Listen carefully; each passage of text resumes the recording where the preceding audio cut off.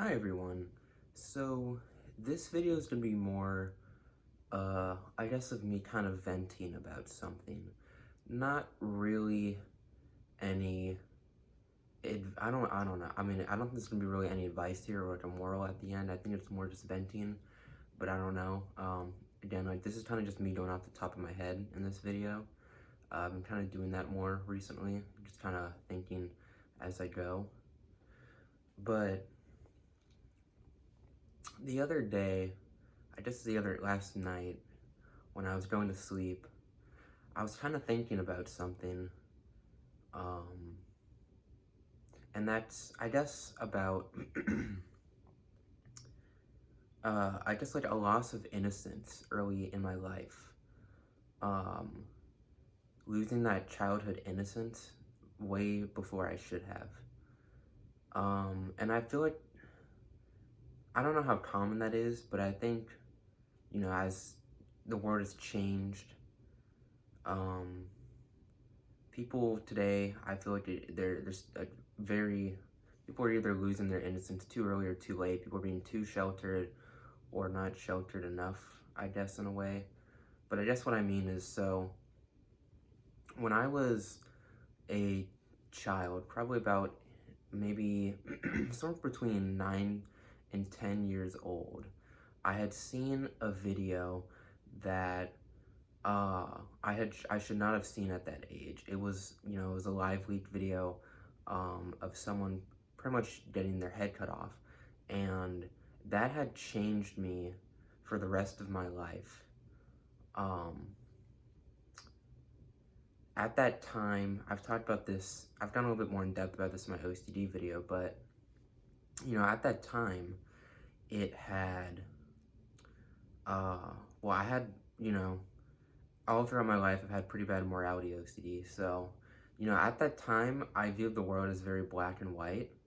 And the story behind that video was apparently, so the woman was getting her head cut off by her boyfriend or husband because she had cheated on him. And at that time, I mean, I was very young and I had, this black and white sense of the world. So I didn't really fully comprehend, the reality of the situation like I do now. But, at the time, I had thought that the woman had deserved it because she cheated. It was essentially in my mind at that time, cheating is bad and death is an acceptable punishment for it, which obviously, now I would say that's, just obviously not true. But, I was a young child who didn't understand the world, and I had, again, I had all this OCD surrounding morality, so my view of the world and morality was very skewed depending on that. And I had immediately changed after that.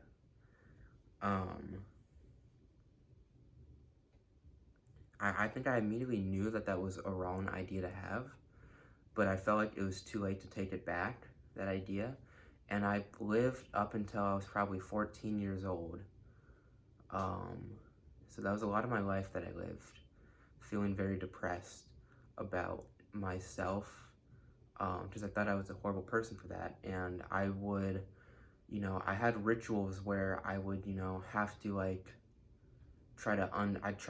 it's very hard to explain, but I would try to undo what I had thought. So for years, pretty much every single day, I would think about, I don't know, I'd wake up, halfway through the night, and I'd think about, I'd have like compulsions and rituals to get rid of these thoughts about it, about how I'm a terrible person, or these thoughts about that video. And I would do a bunch of things every day to try to mitigate that. And it was so bad, I had to get therapy in high school. So I was probably in elementary school when I saw the video, and it stuck with me until high school. And it was so bad that in high school, that's when I first got therapy for it, and for my OCD.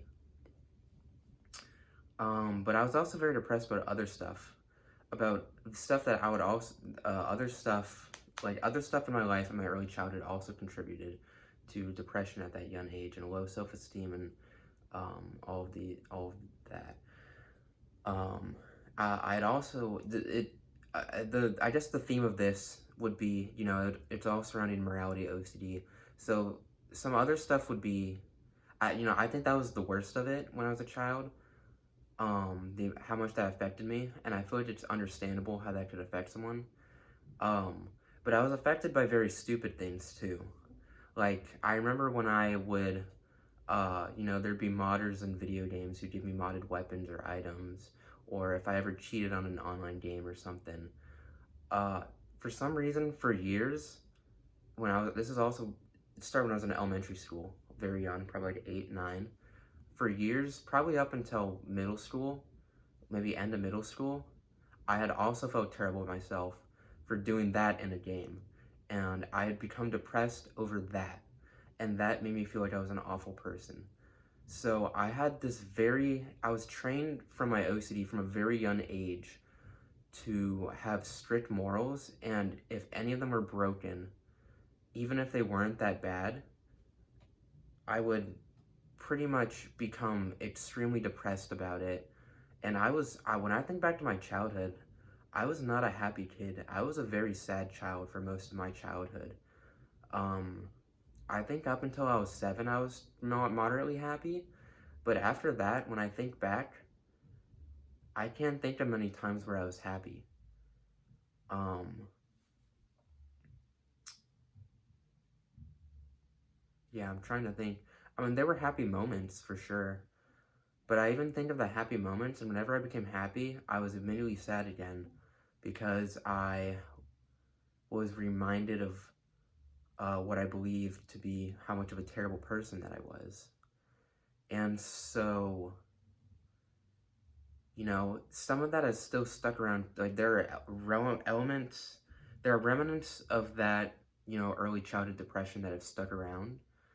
Um, I mean, I think the morality OCD only got worse, and in my OCD video go for this, I was extremely depressed a few years ago, for a few years, from 17 to like 20. Um, yeah, maybe like 17, 19, 17 to 20, somewhere around there, um, about OCD stuff, surrounding POCD, um, although that was like the peak of it, so now I'm like on a downward, like that was the peak, so now it's like gone down since then, so I've been a lot better in that way, um, like, I've probably been the best I've been in a while. But what I mean by like those remnants sticking around, besides just continuing to have morality OCD and the morality side of it being more and more complex topics, I think about how how it sticks around with me now. Like I was thinking about last night while I was going to sleep. Like whenever I see a picture of myself as a child, or I see anything reminiscent of innocence, so like a smiling child, or I don't know, something with a child being happy, um, or yeah, or just reminiscent of my childhood. So pictures of me as a child being like smiling, or even just seeing my parents sometimes, or hearing the words like mommy or daddy. Like I get kind of sad because I think of my childhood and how I lost a lot of it due to especially like OCD, and of course depression, that was a symptom of the OCD, but I think about how much I feel like was stolen from me as a child, and you know, I guess, yeah, seeing things that have some sort of innocence in them makes me pretty sad. Even as a child, I think I felt that way, because I felt like whenever I saw something reminiscent of innocence, I'm reminded that I shouldn't be the way that I was. I was thinking of how I should be happy, or I should feel like a child, and should worry about child things, and things like that. So I remember as a child, even seeing things reminiscent of innocence would make me feel sad, because, yeah, I felt like my child was being stolen, and I shouldn't be in the situation that I was in. I was kind of out of place in a way. And so now I look back at the time, and I feel that it was stolen, and I feel sad for my younger self, I guess.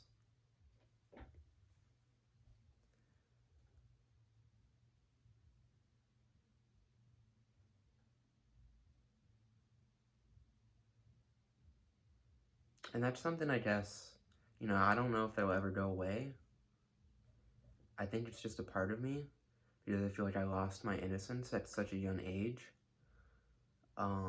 Part of it's due to how much we're exposed to things on the internet, and part of it, obviously, like a huge part of it, would be my OCD that I've had my entire life. Sorry, there's something caught my throat. But yeah, so my OCD my entire life. Um, and how that affected me. Because, I mean, people who have OCD, I mean, it can kind of come, there are like a few phases that it comes in. It can come and start at a young, early childhood, it can come around high school or early adulthood and all of that. So, I mean, mine was my entire life. I've had it since early childhood. I generally do not remember a time where I didn't have symptoms of OCD, so I don't really know a life without it. I know portions of my life I've had, uh, very small portions. I have had very minimal symptoms of OCD, primarily middle of high school. So sophomore and junior year were my best years of my life because that was when my OCD was the best. And then before that and after that were the worst times of my life because as my OCD was the worst. Um, and maybe I'll make another video one of these days more about OCD. I already made one about, my journey with it, but maybe I'll make some more videos about it, just specifically about OCD. I think all of my videos, if not almost all of them, talk about OCD, because it's a big part of my life. Yeah, maybe I'll make some more videos just specifically about it. But I guess, I kind of talked a little bit more about OCD right now. I was talking with a friend. Well, this was like probably like a week ago. I was talking with somebody. I went to inpatient treatment with, and she was talking to me about this coworker of hers. Talking about like, oh, I'm so OCD because I want things neat and organized, and she was wondering like how that affects me when I see that out in the real world. And I've seen that occasionally, although I don't see it that often. Although I'd say it kind of annoys me, but I'm overall mostly unaffected. And I think that's just because I've come to terms a lot with in life, especially after coming out of treatment, how you can't control anything. You need to have the ability in this life to be okay with uncertainty and things like that. Be okay with not being in control. Because having OCD, a lot of it, is you want control of something. Something in your life. It's all about maintaining control. And with OCD, you feel like you don't have any control over your life. So there's always that desire to regain some sort of control in your life. And there's that desire to have sort of this certainty that you'll have control. And yeah, there's that certainty that you can have control in your life, and you just have to let go of that. Sorry, someone is texting me, but I saw a text and kind of distracted me. But anyways, yeah, there's that control that you want in life, and you have to be able to let go of a lot of things in life. That desire for control, that desire for certainty, the desire to have people understand you, to understand and be on your side on everything. But it also just goes to show how little people actually know about OCD, and I don't blame anyone for that. I try not to ever blame anyone for a lot of their ignorance towards certain topics. Because I hate when people are all high and mighty about, oh, why don't you know this or that? You can't know everything. And you can't care about everything either. You can only care about so much. It is actually detrimental to your health to care about so many things. I think you can only care about like what? I don't remember what the science is about it, but it's like what, 25 people or something at most, or 25 things, something like that. But it does go to show like how how wildly um, inaccurate a lot of the current beliefs about OCD are. You know, obviously the cleaning or organization, that is a big part of it for a lot of people. For a lot of other people, that has nothing to do with their OCD. Another thing I kind of want to talk about with OCD is, and I think this is just a lot of people on the spectrum feel this way. Um, and a lot of people, I think, yeah, a lot of people, I think there's a mixture between just being on the spectrum of this, and a lot of people on the spectrum do have high intelligence, and I think there's a mixture between being on the spectrum and having high intelligence, and there's kind of like, I don't know, it kind of makes you an asshole a lot of the time, and I feel like, especially when I was younger, I used to be a lot more of an asshole. I think I've always been really well behaved, um, outside of my home to people, but I think when I was younger, to friends and family, I think I used to be a lot more of an asshole, and even now, I feel like I'm still kind of an asshole, and especially with the beliefs that I have, like political beliefs, the way that I think about how, like, I don't really tie any emotion to my beliefs. I purely just have, like, logical, or at least what I believe are, like, logical reasons as to each belief that I have. It makes me just feel like an asshole, because it makes me feel like, because I don't share a lot of the same beliefs most people have, so uh, but I also, I think I'm different now, but I think, like, before coming to treatment, I used to be a lot more of, I'd be uptight about a lot, and about a lot of things, and when I thought people would say stupid things or do stupid things, and I felt like most things that I saw people do or people say was something stupid, it would irritate me, and I felt like a lot of the time I was an asshole because of that, because of the irritation. And that's something I feel like maybe not be, might not be spoken about a lot. I haven't seen it spoken about a lot. How stuff like this, like OCD or like really anything like on the spectrum, kind of turns you into an asshole, and it makes it harder to hold close relationships with people.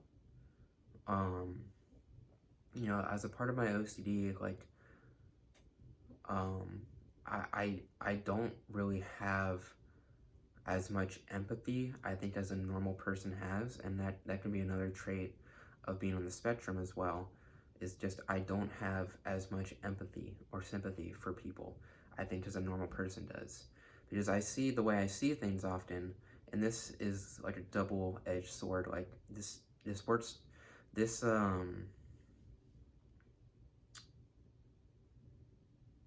this works, like, against me as well.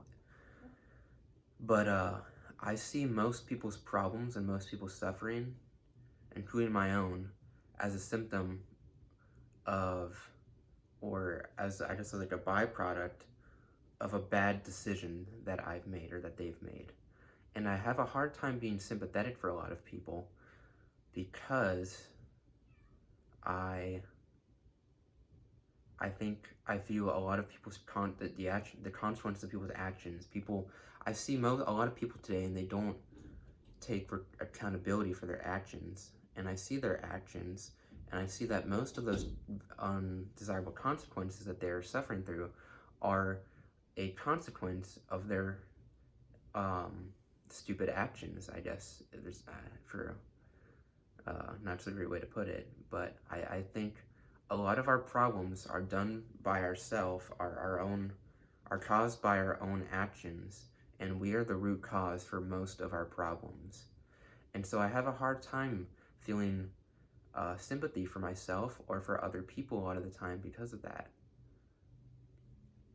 And that's another thing that makes me feel like an asshole. And before I went to a treatment center, I I thought I had less sympathy than I actually had, because often, I'd often see things and I'd be like, well, this person, I'd see things and I'd be like, that's kind of just natural selection, or that's just a consequence of their action. I don't really feel bad. And I still hold a lot of those beliefs to this day. Not as much as I used to though, but I remember I used to think, because I wouldn't see anyone else feel this way for a lot of things. People would always feel bad for people or feel really sympathetic, even if they did something really dumb or really bad. And I used to think that I was a lot less sympathetic than I actually was until I went to a treatment center. Because going to a treatment center, you're around a lot of people who are just like you, and I felt very sympathetic towards every person there. And that got me to feel more sympathetic for myself, and I think that's got me to feel more sympathetic overall. I think it made me realize that I actually am a sympathetic person. I've talked to my therapist about this, and I mean, I've said, like, I think I'm just not a sympathetic. I don't feel a lot of sympathy. And he's, told me, like, well, I mean, you're always talking about how much you care about other people and what, their feelings. You're always talking about trying to be a good person, doing this or that, and those aren't, like, the thoughts or actions of someone who's not a sympathetic person or an empathetic person, whatever. So I guess, throughout time, I guess I've just realized that I'm just kind of complicated. It's weird because, yeah, I guess I just feel sympathetic towards certain things, and certain things I just can't help it but not feel sympathetic towards. And that's probably normal to a certain degree. I think we're